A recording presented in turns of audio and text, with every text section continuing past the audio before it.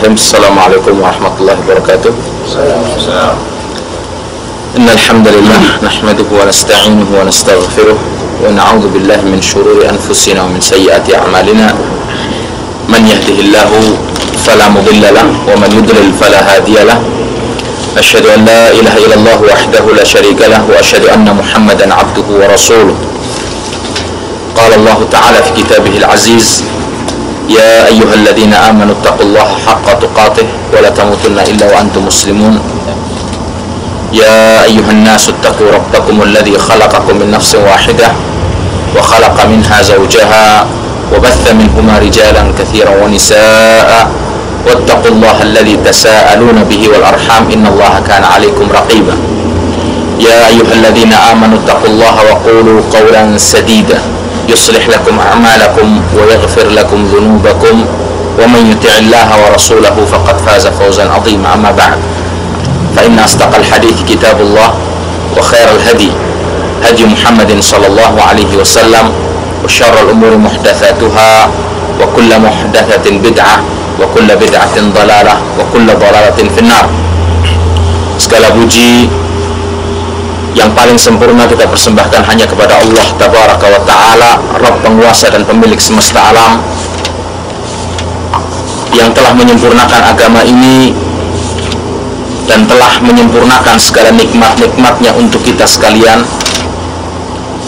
yang telah meridhai Islam sebagai agama kita dan yang telah memerintahkan kepada para hambanya yang beriman dan bertakwa kepadanya untuk berpegang teguh kepada ajaran dan agama ini hingga datangnya kematian menjemput kita semua.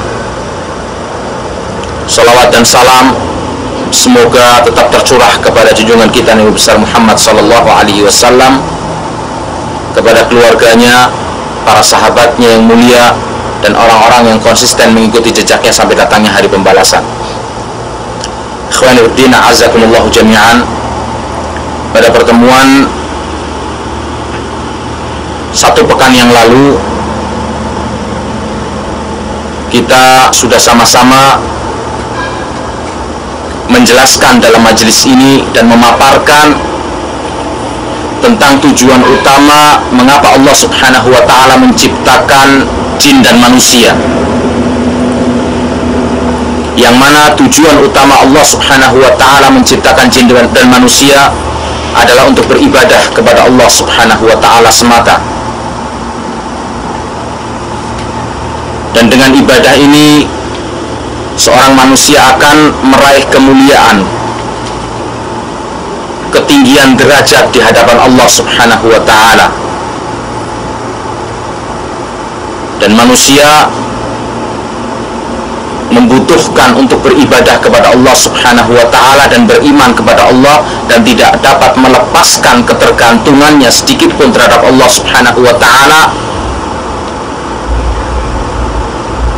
Dan bukan Allah Subhanahu wa Ta'ala yang butuh kepada ibadah manusia atau keimanan manusia, tapi manusia yang butuh untuk beribadah kepada Allah Subhanahu wa Ta'ala. Dan kita juga sudah sama-sama membahas dan menjelaskan hadis Mu'adz bin Jabal yang dijelaskan dan ditekankan dalam hadis tersebut tentang hak Allah Subhanahu wa Ta'ala kepada setiap hamba, yaitu para hamba beribadah hanya kepada Allah Subhanahu wa Ta'ala semata dan tidak menyekutukannya dengan sedikit apapun. Dan kita juga sudah sama-sama membahas tentang makna tauhid dan tujuan utama Allah Subhanahu wa Ta'ala mengutus para rasul ke dunia ini,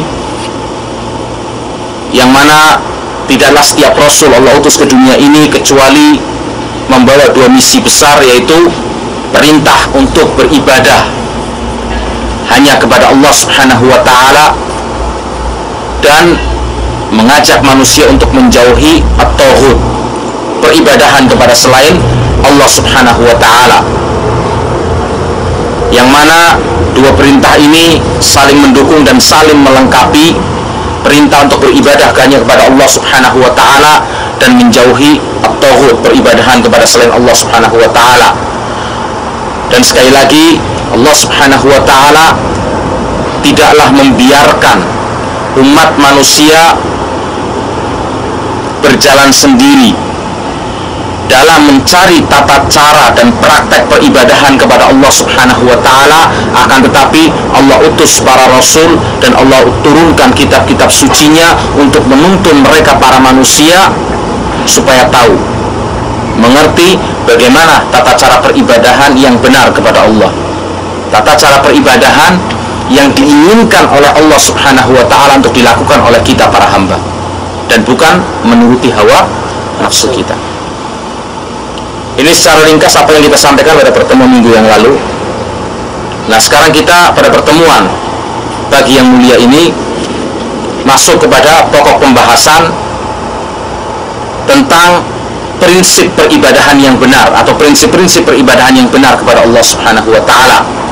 Karena sungguhnya ibadah yang Allah telah syariatkan kepada kita semua melalui lisan utusannya yang mulia Nabi kita Muhammad sallallahu alaihi wasallam dibangun di atas fondasi dan pokok yang kokoh dan kuat lagi baku. Dan kita bisa simpulkan dalam beberapa poin berikut ini, yang mana poin-poin ini adalah merupakan poin-poin yang akan mendukung keabsahan dan kebenaran ibadah kita kepada Allah Subhanahu wa ta'ala. Poin pertama yang harus kita ketahui tentang prinsip peribadahan yang benar kepada Allah Subhanahu wa ta'ala adalah bahwasannya ibadah di dalam Islam, ibadah di dalam syariat Islam bersifat tauqifi. Seperti tadi saya telah jelaskan, dan pada pertemuan minggu yang lalu juga sudah saya jelaskan bahwasannya tujuan utama Allah Subhanahu wa ta'ala mengutus para rasul ke dunia ini adalah untuk menjelaskan kepada umat bagaimana tata cara peribadahan yang benar yang harus diikuti oleh setiap hamba sesuai dengan keinginan Allah. Ingat, sesuai dengan keinginan Allah Subhanahu wa ta'ala dan bukan keinginan hawa nafsu manusia. Oleh karena itu, sifat ibadah di dalam syariat Islam adalah tauqifi. Ini yang harus kita ingat. Sifat ibadah di dalam Islam adalah tauqifi. Maksud daripada tauqifi ini adalah bahwa ibadah sudah ditentukan oleh Allah dan Rasulnya. Ibadah di dalam Islam sudah ditentukan oleh Allah dan Rasulnya, dan akal fikiran tidak memiliki andil dalam penetapan syariat atau ibadah kepada Allah Subhanahu wa ta'ala. Dan ibadah di dalam Islam ini harus bersumber dari musyarri'. Apa artinya musyarri'? Yang berhak menetapkan syariat, aturan tata cara peribadahan kepada Allah. Siapa? Allah Subhanahu wa ta'ala. Makanya jelas Allah pun telah berfirman di dalam Al-Quranul Karim dalam surat Al-Hud, ayat 112. Allah Subhanahu wa ta'ala berfirman, fastaqim kama umirt wa man taba ma'aka wa la tadghaw innahu bima ta'maluna basir. Fastaqim, maka tetapkanlah dirimu pada jalan yang benar. Tetapkanlah dirimu pada jalan yang benar. Ikuti jalan yang benar. Ikuti petunjuk aturan syariat Islam, tuntunan peribadahan di dalam Islam. Kama umirt, seperti diperintahkan, sebagaimana diperintahkan kepadamu melalui wahyu yang diturunkan oleh Allah kepada Nabi-Nya Muhammad SAW, kemudian dijelaskan, difahamkan oleh Rasulullah SAW tentang maksud-maksud Allah Subhanahu wa ta'ala, keinginan-keinginan Allah Subhanahu wa ta'ala dalam tata cara peribadahan yang harus kita tunaikan. Makanya jelas dalam ayat ini, fastaqim kama umirt, istiqomahlah kalian dalam mempraktekkan Islam, dalam mempraktekkan aturan-aturan peribadahan di dalam Islam, kama umir, sebagaimana diperintahkan kepadamu. Jelaskan. Yang tidak diperintahkan di dalam Islam, kita tidak punya tanggung jawab untuk melaksanakannya. Karena hukum asal ibadah adalah haram, kecuali yang diperintahkan untuk kita melaksanakan ibadah. Apakah secara tiba-tiba kita melaksanakan sholat? Jelas tidak. Kita melaksanakan sebuah sholat berdasarkan perintah. Aturannya sholat apa? Sholat wajib yang 5 waktu. Perintahnya berapa rakaat, kapan masuk waktu pelaksanaannya, kapan habisnya waktu pelaksanaannya, apa yang harus dilakukan di dalam perintah sholat tersebut, diatur berdasarkan wahyu, berdasarkan perintah. Bukan semau kita sendiri dengan alasan ini kan baik, bisa menambah aturan syariat, atau hanya dengan berdalil isyarat-isyarat, ya kan, bisa menambah aturan syariat. Oh, ini sudah diisyaratkan. Dari mana Anda mengetahui isyarat-isyarat tersebut, sedangkan generasi terbaik tidak pernah sama sekali memiliki isyarat-isyarat tersebut, sehingga Anda, orang yang datang terakhir, bisa memiliki isyarat-isyarat untuk menambah sebuah aturan syariat. Dalam surat Al-Jathiyah ayat 18, Allah SWT berfirman, dalil lain dijelaskan, "Tsumma ja'alnaka 'ala syari'atin minal amri fattabi'ha wa la tattabi' ahwa'al ladzina la ya'lamun." Kemudian kami jadikan kamu, wahai Muhammad sallallahu alaihi wasallam, 'ala syari'atin, berada di atas suatu syariat, peraturan dalam urusan agama. Yang aturan dan syariat ini datangnya dari mana? Allah Subhanahu wa ta'ala. Kami jadikan engkau, wahai Muhammad sallallahu alaihi wasallam, berada di atas suatu syariat, peraturan, tata cara dalam beribadah kepada Allah Subhanahu wa ta'ala dari urusan agama ini. Fattabi'ha. Allah gunakan kalimat apa? Ittiba. Fattabi'ha. Ikuti aturan tersebut, syariat tersebut. Wala tattabi' ahwa'al ladzina la ya'lamun, dan janganlah kamu ikuti hawa nafsu orang-orang yang tidak mengetahui sama sekali tentang agama ini, atau mengetahui tapi karena kemaslahatan hawa nafsu diri atau karena dunia yang ingin dia dapatkan, dia selewengkan kebenaran dari hakikat yang sebenarnya. Dalam surat Al-Ahqaf ayat 9 Allah berfirman, "In attabi'u illa ma yuha ilayya." Ini Rasulullah SAW diperintahkan untuk berikrar. Surat Al-Ahqaf ayat 9, "In attabi'u," aku tidak lain hanyalah mengikuti apa yang diwahyukan kepadaku. In attabi'u, menggunakan kalimat ittiba juga. Aku Rasul, utusan Allah, duta besar Allah, yang diperintahkan untuk membawa aturan syariat ini untuk disampaikan kepada umat manusia, tidak ada kesempatan kecuali untuk berittiba. In attabi'u illa ma yuha ilayya, sungguh aku tidak lain hanyalah mengikuti apa yang diwahyukan kepadaku dan apa yang dilakukan oleh Rasulullah Sallallahu Alaihi Wasallam, baik dari ucapan dan perbuatannya, baik yang bersifat ketetapan perkataan beliau atau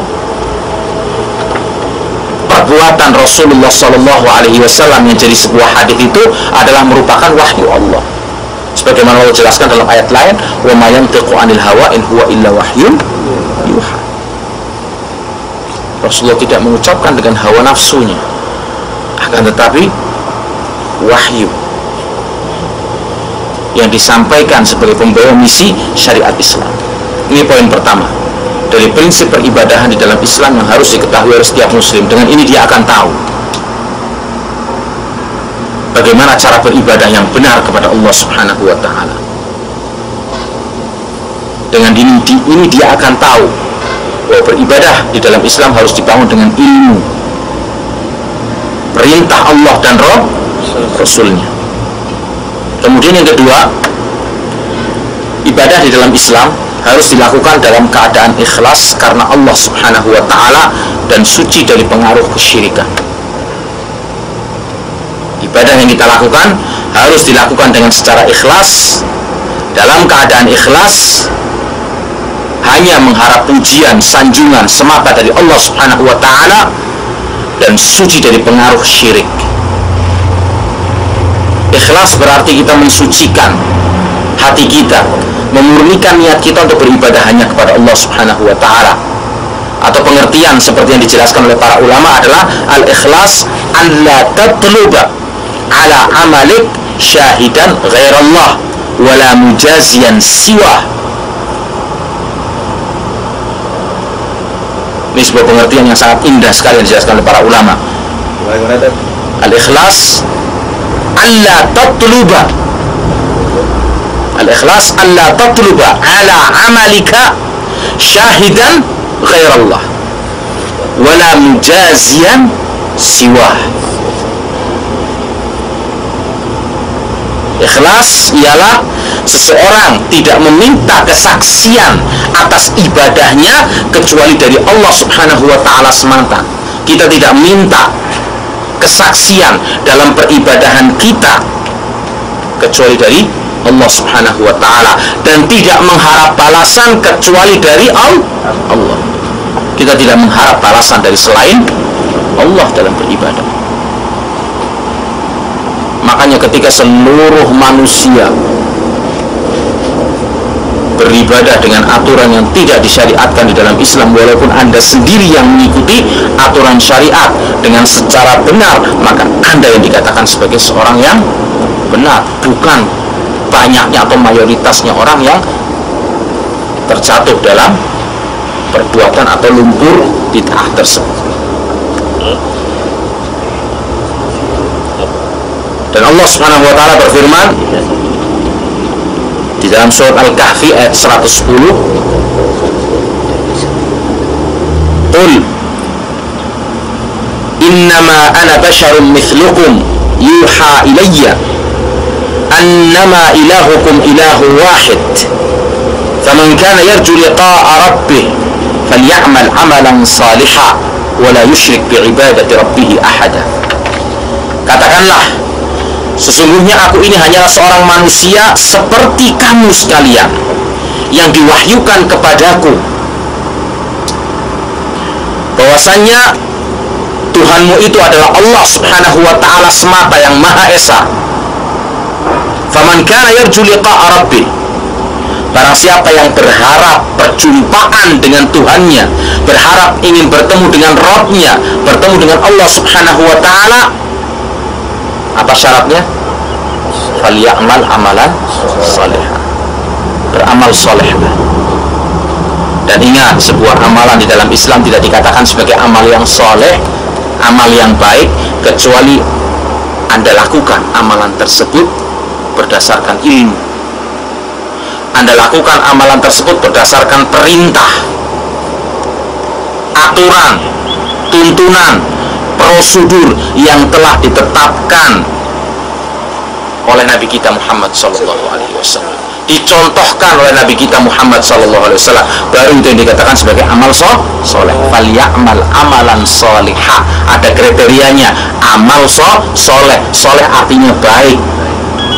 Amalan dalam Islam tidak dikatakan sebagai amal yang baik kecuali dilakukan sesuai dengan tuntunan, aturan dan prosedur yang telah dicontohkan oleh Nabi kita Muhammad SAW. Yang kedua, wala yusyrik bi ibadati rabbih ahada, dan jangan sampai mempersekutukan seorang pun dalam beribadah kepada Allah Subhanahu wa ta'ala, menyertakan niat kepada selain Allah dalam beribadah kepada Allah Subhanahu wa ta'ala.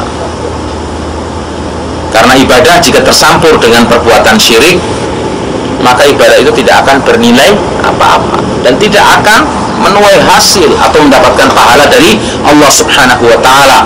Sedangkan Allah telah berfirman dalam surat Al-An'am ayat 88, walau asyraku lahabita anhum ma kanu ya'malun. Seandainya mereka mempersekutukan Allah Subhanahu wa ta'ala, para manusia, niscaya lenyaplah amalan mereka yang telah mereka kerjakan, tidak mendapatkan balasan apa-apa. Dalam surat yang lain, yaitu surat Az-Zumar ayat 65 dan 66, Allah Subhanahu wa taala berfirman, "Walaqad uhiya ilaika wa ilal ladzina min qablik la in asyrakta la yahbatanna 'amaluk wa la takunanna minal khasirin." Dan sungguhnya telah diwahyukan kepadamu, wahai Muhammad sallallahu alaihi wasallam, dan kepada para nabi sebelummu, lain asyrakta, apabila engkau mempersekutukan Allah Subhanahu wa taala, la yahbatanna amaluk, niscaya akan aku hapus amal-amalmu, akan aku luluh rantahkan amal-amalmu. Seseorang beribadah kepada Allah Subhanahu wa taala selama 30 tahun lamanya, memupuk amal soleh, menabung amal soleh, sekali dengan perbuatan syirik yang dia lakukan, Allah akan luluh rantahkan dan hancurkan dan dihapus, delete all seluruh amal soleh yang pernah dia lakukan karena satu perbuatan syirik besar. Wala takunanna minal khasirin, dan kelak engkau menjadi orang-orang yang merugi. Kemudian prinsip yang ketiga dalam beribadah kepada Allah Subhanahu wa taala, hendaknya ibadah itu atau hendaknya yang dijadikan panutan dalam beribadah itu adalah siapa? Rasulullah. Sumber ibadah, panutan dalam mempraktekkan tata cara ibadah di dalam Islam adalah siapa? Rasulullah sallallahu alaihi wasallam. Laqad kana lakum fi Rasulillahi uswatun hasanah. Sungguhnya telah ada pada jati diri Rasulullah sallallahu alaihi wasallam suri tauladan yang baik bagi dirimu, bagi umat, bagi orang yang ingin menempuh jalan Allah Subhanahu wa taala. Orang yang ingin mempraktekkan Islam dengan secara sempurna, mencukupkan dirinya dalam mengambil sumber praktek tata cara ibadah dalam Islam hanya dari Rasulullah sallallahu alaihi wasallam. Wa ma ataakumur rasul fakhudhuhu wa ma nahakum anhu fantahu. Dan apa yang diberikan kepadamu oleh Rasulullah sallallahu alaihi wasallam dari perintah dan larangan, terimalah. Apa yang diberikan Rasul kepadamu, maka terimalah. Yang diperintahkan, lakukan. Dan apa yang dilarang bagimu, maka tinggalkan. Jelas. Dan Rasulullah SAW bersabda, memperingatkan umatnya untuk tidak terjatuh kepada amalan-amalan bid'ah yang tidak dicontohkan oleh Rasulullah Sallallahu Alaihi Wasallam, praktek-praktek peribadahan yang tidak ada tuntunannya, yang tidak pernah menjadi urusan agama ini sedikit pun.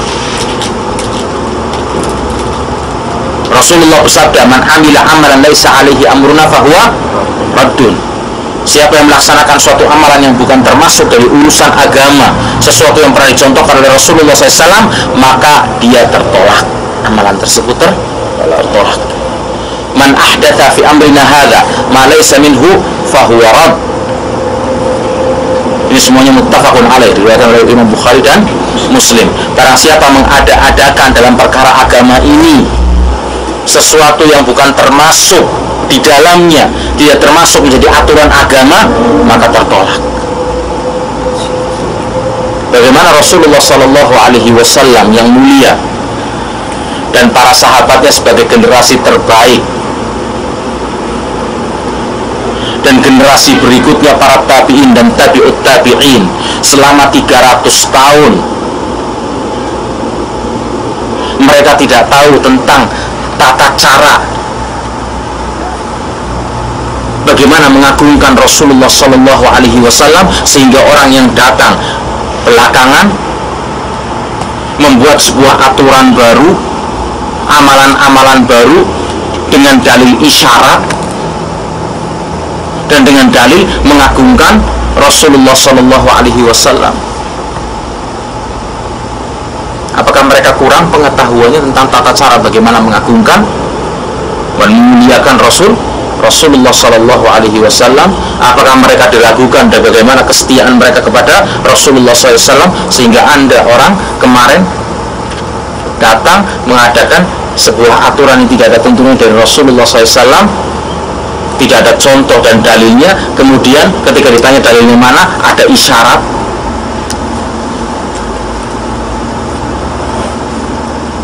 Sehingga generasi Rasulullah SAW yang terbaik tidak bisa tahu tentang isyarat ini. Kamu yang orang terakhir, orang kemarin bisa tahu tentang isyarat tersebut.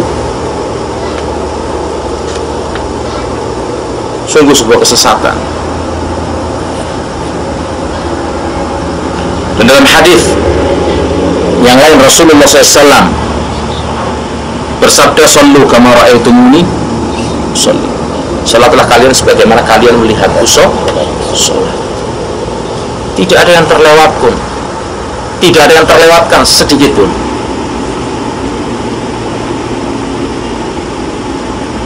Di dalam hadis lain yang diriwayatkan oleh Muslim, Rasulullah SAW bersabda, "Khudhu anni manasikakum." Ambillah dari kalian bagaimana kalian melihatku melaksanakan manasik haji. Kita diperintahkan untuk ittiba, mengikuti apa yang telah dicontohkan dan diajarkan oleh Rasulullah SAW dalam mempraktikkan Islam. Dan kita tidak perlu sesuatu yang baru, semuanya sudah ada, kita tinggal melaksanakan. Dan kita tidak membutuhkan sesuatu yang baik yang baru sehingga dengan dalil ini baik menambah sesuatu yang baru dalam urusan agama. Al-yawma akmaltu lakum dinakum wa atmamtu alaikum ni'mati wa raditu lakumul islama dinan. Hari ini aku sempurnakan agamaku dan aku ridho Islam sebagai agama kalian. Dan Allah cukupkan segala nikmat-nikmatnya kepada para hambanya.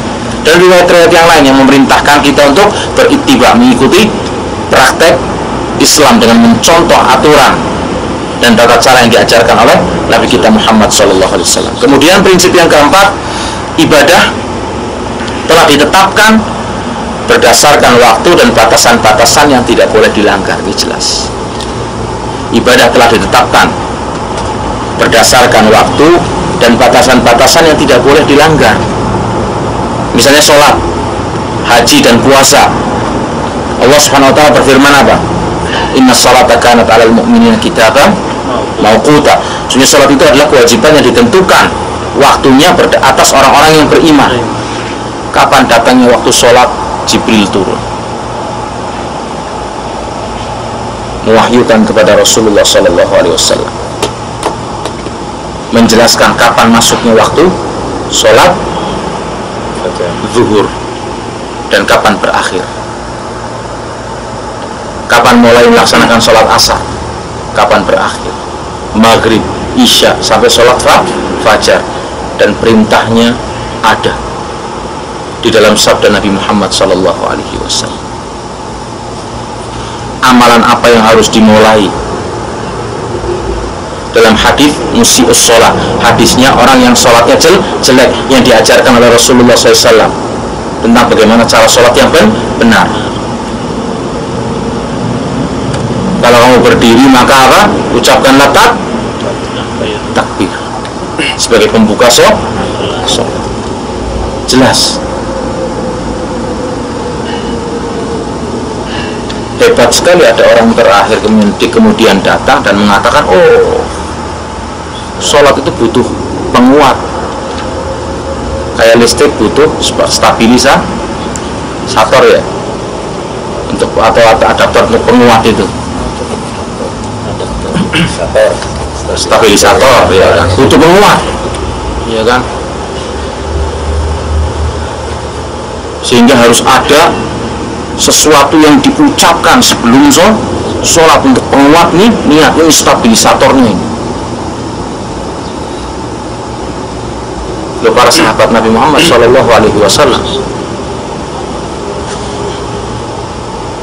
kenapa mereka nggak butuh stabilisator? Kuat, iya kan? Karena sudah kuat, sehingga kita ini sekarang di akhir zaman sekarang ini sudah kuat. Imannya lemah harus butuh stabilisator sebagai penguat. walaupun harus menerjang aturan dan tuntunan yang telah dijelaskan oleh Nabi kita Muhammad SAW. Kemudian dalam haji, al-hajju ashhurun ma'lumat, jelas kapan mulai melaksanakan ibadah haji, apa aturan-aturannya telah ditetapkan, kapan Anda mabitin Mina, kapan Anda wukuf di Arafah, mana batasan Arafah yang kalau di luar Arafah tidak sah, mana Musdalifah dan batasan Musdalifah, kapan kembali lagi ke Mina, kapan melempar jumroh, kapan mulainya jumroh Aqobah, kapan mulainya jumroh pada hari-hari tasyrik, berapa batu yang harus dilempar, aturannya jelas.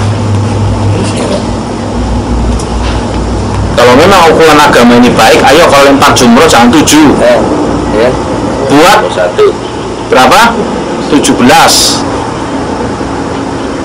setiap melempar, kan baik. Karena ketika kita melempar kita ucapkan Allahu Akbar, berzikir, kan baik ini. Ayo lempar sebanyak 21 setiap lemparan, nggak usah 7 terlalu sedikit, buat 21 banyak Allahu Akbar, ini kan baik. Tawaf jangan cuma 7, tambahin jadi berapa? 14. Kenapa? Baik, kan kita berzikir mengingat Allah di rumah Allah Subhanahu wa ta'ala. Kemudian Ramadan, syahr Ramadan alladzi unzila fihi al-Qur'an hudan lin-nasi wa bayyinatin minal huda wal furqan faman syahida minkum asy-syahr falyasum. Berapa hari yang telah ditentukan itu adalah bulan Ramadan, bulan yang diturunkan di dalamnya permulaan Al-Qur'an sebagai petunjuk bagi manusia dan penjelasan-penjelasan mengenai petunjuk itu dan pembeda antara yang hak dan yang batil. Karena itu barang siapa di antara kalian hadir di negeri tempat tinggalnya bulan tersebut, maka hendaklah dia berpuasa pada bulan itu. Kapan masuknya, kapan mulai menahan dari makan dan minum, dan kapan harus makan dan minum berbuka, aturannya telah dijelaskan. Apa sunnah-sunnah berbuka, apa yang lebih mulia untuk dilakukan dalam memulai berbuka, apa sunnah sahur, semuanya telah dijelaskan oleh Rasulullah SAW. Kemudian yang kelima, ibadah harus dilaksanakan berdasarkan cinta kepada Allah Subhanahu wa ta'ala, merendahkan diri, takut dan berharap hanya kepada Allah Subhanahu wa ta'ala. Allah berfirman tentang para nabi dan menceritakan bagaimana ibadah para nabi sebagai manusia terbaik. Innahum kanu yusari'una fil khairat wa yad'unana raghaban wa rahaba wa kanu lana khashi'in. Sungguhnya mereka senantiasa adalah orang-orang yang selalu berlomba-lomba dalam kebaikan, dalam menyongsong perintah Allah Subhanahu wa ta'ala, berlomba-lomba.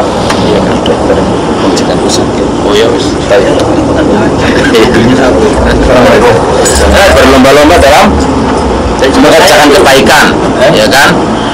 Dan kami, dan mereka senantiasa berdoa kepada kami dengan penuh harap serta rasa takut, dan mereka senantiasa khusyuk kepada kami dalam beribadah kepada Allah Subhanahu wa ta'ala. Dalam ayat lain Allah berfirman, "Qul in kuntum tuhibbunallah fattabi'uni yuhibbukumullah wa yaghfir lakum dzunubakum wallahu ghafurur rahim."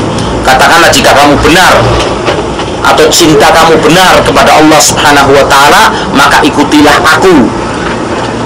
Kalau cinta manusia itu benar kepada Allah, maka mereka mengikuti Rasulullah SAW. Niscaya Allah akan mengasihi dan mengampuni dosa-dosanya, karena sesungguhnya Allah Maha Pengampun lagi Maha Penyayang. Dan di sini Allah Subhanahu wa ta'ala telah menyebutkan tanda-tanda cinta kepada Allah dan hasilnya. Apa tanda-tanda cinta kepada Allah dan apa hasil yang akan didapatkan? Tanda-tandanya adalah mengikuti Rasulullah, taat kepada Allah dan taat kepada Rasulnya Muhammad SAW. Sedangkan buah hasilnya adalah mendapatkan cinta dari Allah, ampunan dosa dan rahmat dari Allah Subhanahu wa ta'ala. Kemudian poin yang terakhir, yang keenam, kewajiban ibadah tidak gugur bagi seorang mukallaf yang telah mendapatkan kewajiban semenjak dia balik dan berakal hingga kematian menjemputnya. Tidak ada manusia itu dapat istilahnya, oh sekarang libur dulu nggak ibadah. Tidak ada. Tapi ada yang tamat. Dan nggak ada istilah ibadah itu tamat. Istilah tamat ibadah berarti mati. Buku catatan amal itu nggak ada istilah saya sudah sampai derajat makrifat sehingga saya udah nggak perlu ibadah lagi, bahkan sudah dapat dispensasi melakukan dosa pun nggak apa-apa. Tidak ada.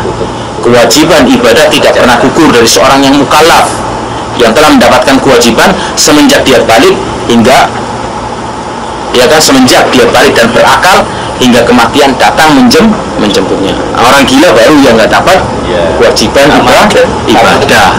Memang sudah konsepting tamat dalam artian tidak berakal lagi udah. Orang yang sudah sepuh itu yang sudah linglung atau pikun. Nah, kalau ada orang datang ngaku saya sudah nggak perlu ibadah lagi, jelas ini berseberangan dengan prinsip Allah dan Rasulnya. Allah berfirman dalam surah Al-Imran ayat 102, ya ayyuhalladzina amanu ittaqullaha haqqa tuqatih wa la tamutunna illa wa antum muslimun. Orang yang beriman, bertakwalah kepada Allah dengan sebenar-benar takwa kepadanya, dan janganlah kalian sekali-kali mati melainkan dalam keadaan beragama Islam. Bukan di KTP-nya toh, tapi mati dalam keadaan Islam, taat melaksanakan perintah Allah dan Rasulnya, ya kan, dan sebagai orang yang selalu berlomba-lomba dalam melaksanakan kebaikan dan ketaatan kepada Allah Subhanahu wa taala. Wa'bud rabbaka hatta ya'tiyakal yaqin. Surat Al-Hijr ayat 99 nih. Al-Imran ayat 102. Al-Hijr ayat 99, wa'bud rabbaka, dan sembahlah Tuhanmu sampai datang keyakinan. Maksud keyakinan siapa? Ajal. Rasulullah ibadah sampai kakinya sobek-sobek, bengkak. Saking lamanya berdiri, Aisyah bertanya, ya Rasulullah, engkau adalah manusia yang sudah diampuni dosa sebelum dan sesudahnya. Apa jawaban Rasulullah? Afala akunu abdan syakura. Apakah saya tidak boleh menjadi hamba yang bersyukur? Ini Rasulullahnya loh, kamu kok manusia biasa, ya kan, dengan gagah berani mengatakan sudah tidak dapat kewajiban ibadah. Orang ahli Badar yang ikut perang Badar dapat kemuliaan dari Allah Subhanahu wa taala diampuni dosa-dosanya. Lakukan segala sesuatu, kalian telah diampuni dosa-dosanya. Terus mereka semau mereka sendiri? Tidak sama sekali. Justru malah semakin taat kepada Allah Subhanahu wa taala. Ya. Ini 6 prinsip. Sebenarnya masih ada lagi pembahasan, tapi mungkin insyaallah karena waktunya sudah cukup siang, insyaallah kita lakukan atau kita sampaikan pada pertemuan berikutnya. Subhanakallahumma wa bihamdika asyhadu an la ilaha illa anta astaghfiruka wa atubu ilaik. Assalamualaikum warahmatullahi wabarakatuh.